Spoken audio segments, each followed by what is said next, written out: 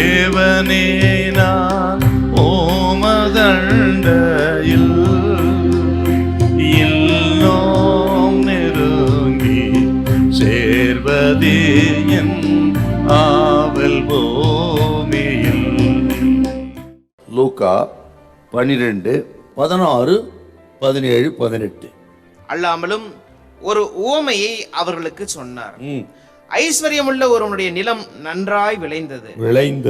அப்பொழுது அவன், நான் என்ன செய்வேன்?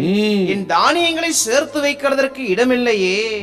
நான் ஒன்று செய்வேன், என் களஞ்சியங்களை இடித்து பெரிதாக கட்டி எனக்கு விளைந்த தானியத்தையும் என் பொருள்களையும் அங்கே சேர்த்து வைத்து.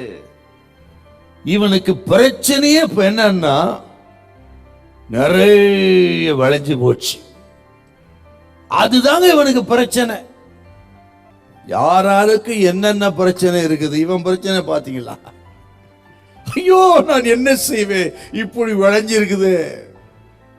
அதிகமான சொத்து, ஆசீர்வாதம், அதுவே இவனுக்கு கவலையா போயிருச்சு. இப்போ நமக்கு ஒரு எச்சரிப்புன்னா, சார், இந்த பொருளாசை, பண ஆசைங்கிறது எத்தனை ஆபத்து நான் உங்களுக்கு சொல்றேன். உங்களுக்கு கவனிக்கணும். அதாவது இருக்கிறதுல தோத்திரம் பண்ணுங்க. இல்லாததுக்காக அவனை பார்த்து இவனை பார்த்து அந்த வீட்டை பார்த்து இந்த வீட்டை பார்த்து எனக்கு இல்லையேன்னு சொல்லி ஆண்டவர் முறுமுறுக்கு அதை குறை சொல்லாதீங்க. அதான் முக்கியம். கர்த்தர் கொடுத்து இருக்கிறதுக்காக தோத்திரம் பண்ணுங்க. கர்த்தர் கொடுத்தவைகளே திருப்தி ஆயிருங்கள். இந்த பரிபூரணம் அடைவதனால் என்ன ஆபத்து? நீதிமொழிகள் 30:9. பரிபூரணம் தேவனை மறுதலிக்க செய்யும். பாத்தீங்களா?